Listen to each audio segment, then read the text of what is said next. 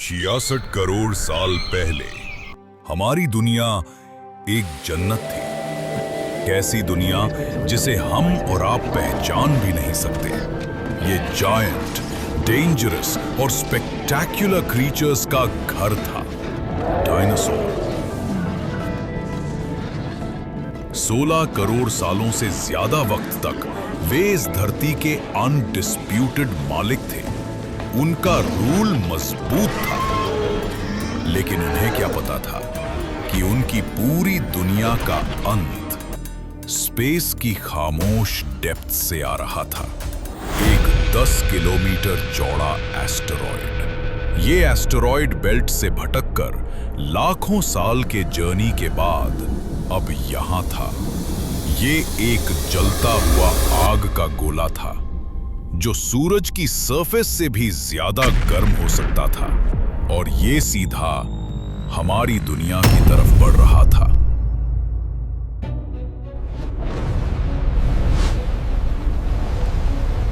हम सब जानते हैं कि इस इंपैक्ट ने डायनासोर को खत्म कर दिया, लेकिन क्या आप जानते हैं कि उनकी मौत एक पल में नहीं हुई?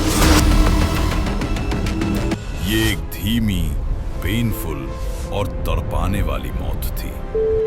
ये एक ऐसी कहानी है जो सिर्फ एक इंपैक्ट की नहीं, बल्कि उसके बाद आए नरक की है। मेरा नाम सत्यम है, और द सैगल पर मैं आपको उस असली कहानी पर ले जा रहा हूं। हम सिर्फ ये नहीं जानेंगे कि डायनासोर कैसे मरे, हम ये देखेंगे कि इस एक इवेंट ने पृथ्वी पर देखी गई सबसे बड़ी सुनामी को कैसे जन्म दिया। और जब ये जायंट क्रीचर्स चले गए तो उसके बाद क्या हुआ? अपनी कुर्सी थाम लीजिए, हम अपनी जिंदगी के सबसे थ्रिलिंग और डेंजरस जर्नी पर जा रहे हैं। पहला क्वेश्चन, जब ये एस्ट्रॉयड हमारे एटमॉस्फेयर में एंटर हुआ तो ये कैसा दिखा होगा? ये कोई शूटिंग स्टार नहीं था। ये आसमान में एक दूसरे सूरज जैसा था। 10 से 30 किलोमीटर प्रति सेकंड की स्पीड से आते हुए इसने अपने सामने की हवा को इतना कंप्रेस किया कि वो हवा प्लाज्मा में बदल गई। एक भभकता हुआ, अंधा कर देने वाला लाइट। इसे धरती की सरफेस तक पहुंचने में सिर्फ कुछ सेकंड लगे। अब आपके दिमाग में आ रहा होगा, ठीक है, ब्लास्ट हुआ, लेकिन ये कितना बड़ा था? इसकी पावर का एस्टिमेट लगाना भी मुश्किल है। इमेजिन कीजिए, हिस्ट्री में आज तक बनाए गए हर न्यूक्लियर बॉम्ब को अगर एक साथ फोड़ दिया जाए तो भी ये ब्लास्ट उससे लाखों गुना ज्यादा पावरफुल था।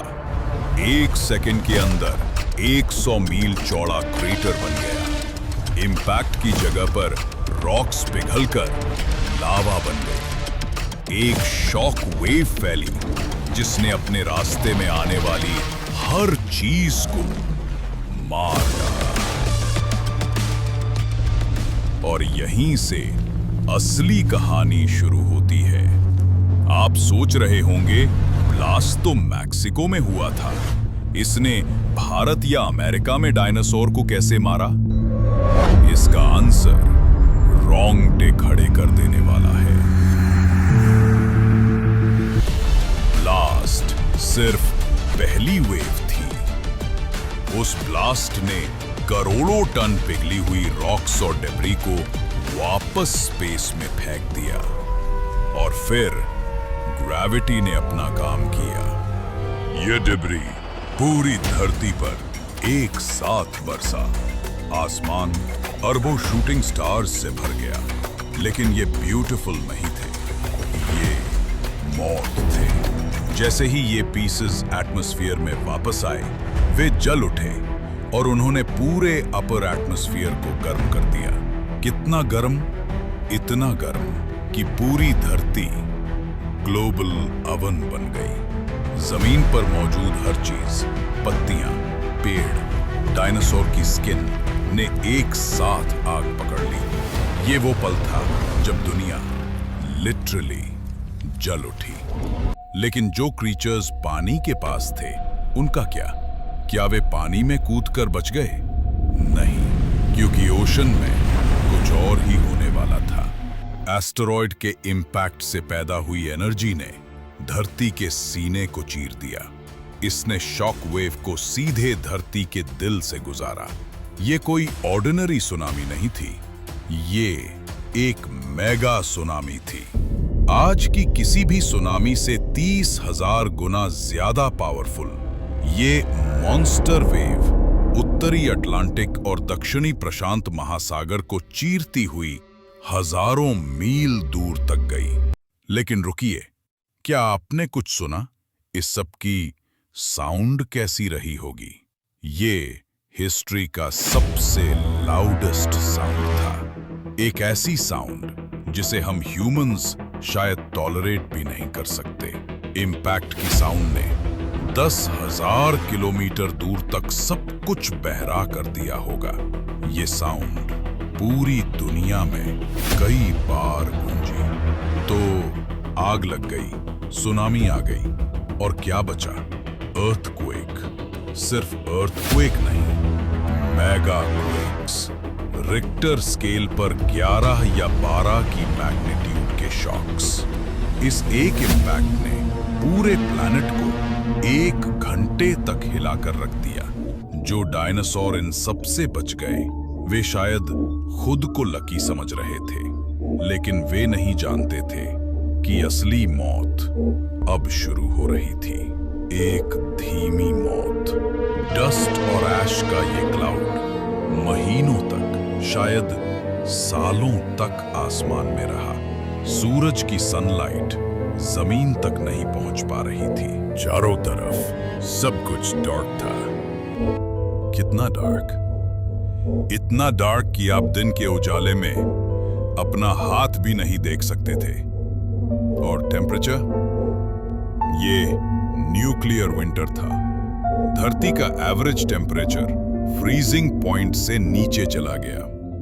प्लांट्स को जिंदा रहने के लिए सनलाइट की नीड होती है। सनलाइट के बिना प्लांट्स मरने लगे, और जब प्लांट्स मरे तो उन्हें खाने वाले हर्बीवोर्स भूखे मरने लगे, और जब वे मरे तो उन्हें खाने वाले कार्निवोर्स भी। आपके मन में एक और क्वेश्चन होगा, प्लांट्स मरे, एनिमल्स भूखे मरे, ये समझ आता है, लेकिन ओशन का क्या? वहां क्या हुआ? इसका आंसर है एसिड। इंपैक्ट ने रॉक्स में बंद सल्फर की भारी अमाउंट को वेपराइज कर दिया। ये सल्फर पानी के साथ मिलकर सल्फ्यूरिक एसिड बन गया, और आसमान से एसिड रेन होने लगी। ये बारिश इतनी एसिडिक थी कि इसने बचे कुचे प्लांट्स को जला दिया और ओशन को टॉक्सिक बना दिया। मरीन क्रीचर्स के शेल्स पानी में घुलने लगे। ब्लास्ट, आग, सुनामी, अर्थक्वेक्स, ठंड, डार्कनेस और एसिड रेन, इन सब ने मिलकर धरती की 75% पॉपुलेशन को खत्म कर दिया। तो हमने क्या देखा? ये एक पल में हुई मौत नहीं थी, ये एक परफेक्ट स्टॉर्म था। एक ऐसा डिजास्टर जिसने हर पॉसिबल तरीके से अटैक किया। पहला हिट, एस्टेरॉयड का सीधा टकराव और उसकी शॉक वेव, इसने मिनटों में सब कुछ खत्म कर दिया। दूसरा हिट, आसमान से गिरती आग, धरती पर गिरते मलबे ने घंटों में मौत बांट दी। तीसरा हिट, हिस्ट्री की सबसे बड़ी मेगा सुनामी। ये मौत की लहर घंटों से लेकर दिनों तक धरती को तबाह करती रही। और आखिरी हिट, न्यूक्लियर विंटर और एसिड रेन। इसने सूरज को ढक दिया और बचे खुचे क्रीचर्स को ठंड और भूख से मार डाला। ये मौत हफ्तों, महीनों और सालों तक चली। अच्छी न्यूज ये है कि इसमें टेरिफाइंग टी-रेक्स भी शामिल था। मुझे बुरा लग रहा है, लेकिन मैं खुश भी हूं कि वो आज यहां नहीं घूम रहा। जब लास्ट डायनासोर ने अपनी लास्ट ब्रेथ ली, तब धरती एक एम्प्टी, डेवस्टेटेड जगह थी, ठंडी और टॉक्सिक। तो चीजें वापस नॉर्मल कब हुई? इसका आंसर है कभी नहीं। कम से कम डायनासोर ईरा वाली नॉर्मल तो नहीं। धरती ने खुद को रीबिल्ड नहीं किया, इसने खुद को री इन्वेंट किया। धरती ठीक हो रही थी, ये अभी भी ठंडी थी और खाना कम था, लेकिन लाइफ कमबैक के लिए तैयार था। और अब इस कहानी का सबसे बड़ा क्वेश्चन, अगर 40 फीट का टी-रेक्स और 100 टन का टाइटेनोसॉर इस कैटास्ट्रोफी में नहीं बच सका, तो हमारे टाइमी चूहों जैसे एंसेस्टर्स कैसे बच गए? वे भी तो इसी धरती पर थे। उनके पास एक सुपर पावर थी, वे छोटे थे। पहला कारण, वे जमीन के नीचे रहते थे। जब दुनिया अवन बनी, तब वे जमीन के नीचे अपने बिलों में छिप गए, जहां तापमान स्थिर था। दूसरा कारण, उन्हें कम खाना चाहिए था। जहां टी-रेक्स को हर रोज सैकड़ों किलो मांस चाहिए था, वहीं हमारे एंसेस्टर्स इंसेक्ट्स और मरे हुए प्लांट्स की रूट्स खाकर भी जिंदा रह सकते थे। तीसरा कारण, वे जनरलिस्ट थे। वे कुछ भी खा लेते थे। 1 लाख साल बाद धरती फिर से जिंदा हो रही थी। लगभग 1 करोड़ साल बाद धरती ने अपनी बायोडायवर्सिटी वापस पा ली थी। लेकिन ये पहले जैसी धरती नहीं थी। अब मैमल्स का एज था। तो क्या इसका मतलब यह है कि टी-रेक्स का मरना हमारे लिए नेसेसरी था? एक तरह से हाँ। 16 करोड़ सालों तक डायनासोर इतने डोमिनेंट थे कि उन्होंने मैमल्स को कभी बड़ा होने या इवॉल्व होने का चांस ही नहीं दिया। 16 करोड़ हम मैमल्स हमेशा शैडोज में छिप कर रहते थे।